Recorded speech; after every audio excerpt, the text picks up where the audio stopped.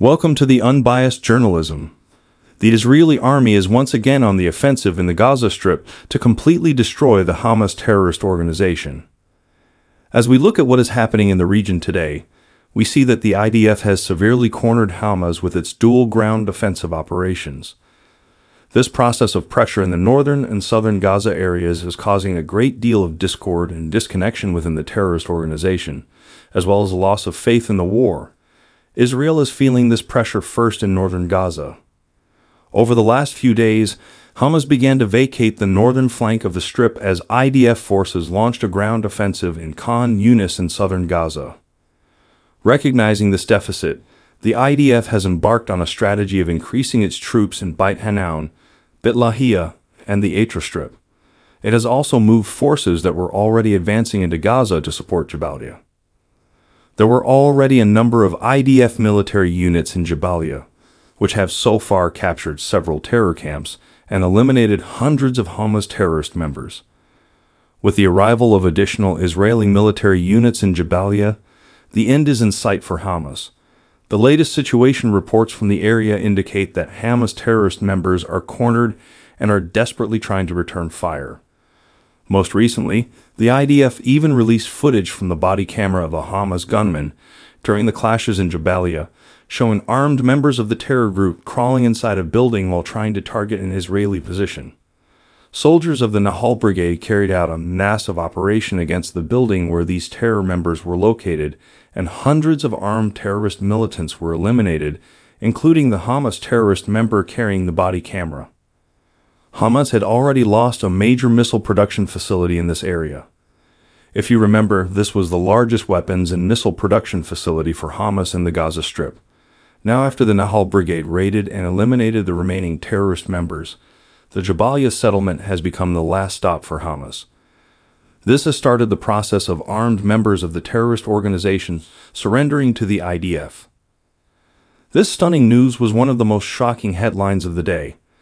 Although the news was characterized as allegations, the latest breaking details from Jabalia were backed up by images and data proving these allegations.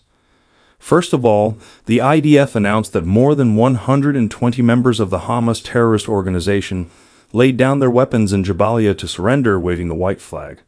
The shocking footage showed that indeed, Hamas terrorists surrendered in Jabalia because they had no other choice.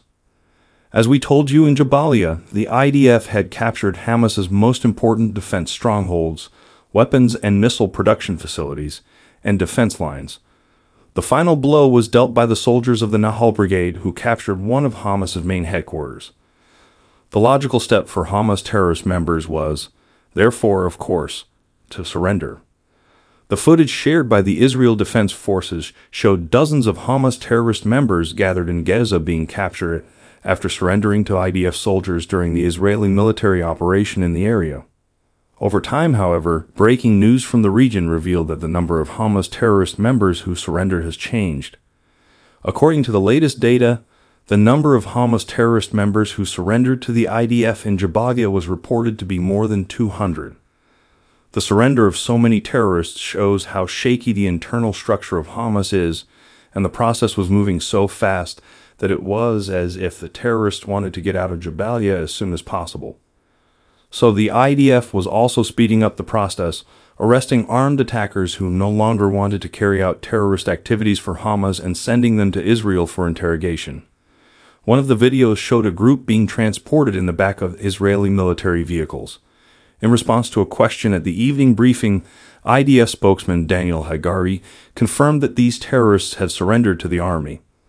Daniel Hagari also said that whoever was left in those areas came out of the tunnels, and some came out of buildings to surrender. Hagari added that they are investigating whether these people are linked to Hamas and that they have arrested and interrogated all of them.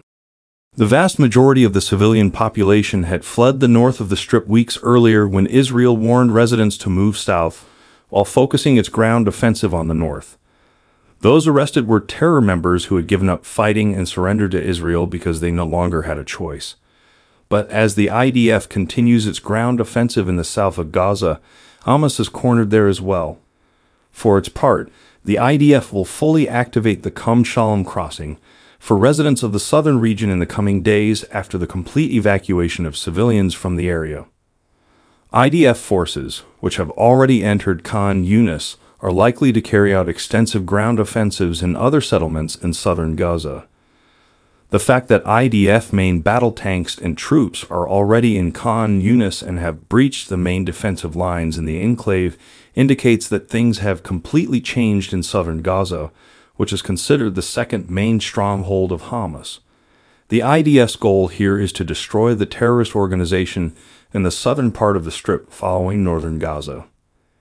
In doing so, Israel is also considering the evacuation of civilians from this area, as we mentioned.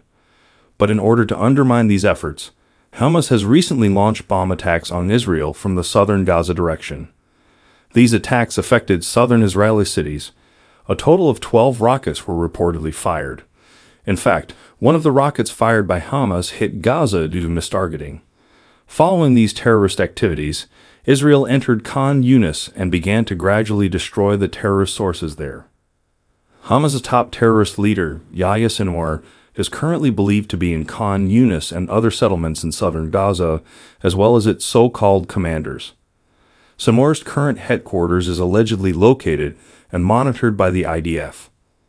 So, according to this data, one of Hamas's top terrorist leaders is being held by the IDF.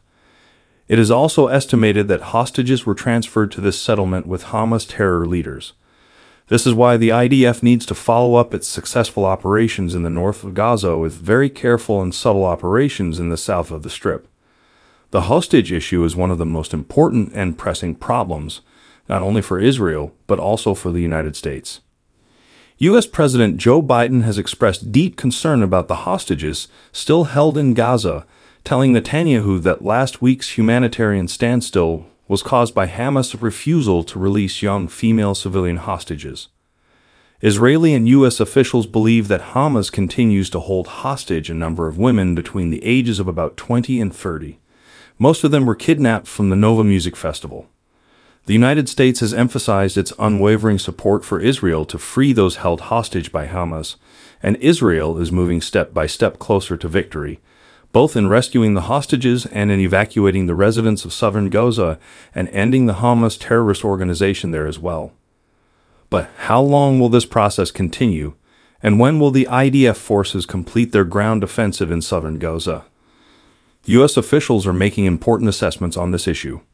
According to senior U.S. officials, the Israeli army may continue its ground offensive operations in southern Gaza until January. Some of these officials even predict that the ground offensive operations in southern Gaza may end even before 2024. However, more precise information on this issue will become clearer in the coming days with the next steps from Israel. Given that the Hamas terrorist organization is already splintering and surrendering to the IDF, it would not be surprising if the predictions of senior U.S. officials are correct. Thank you for following us.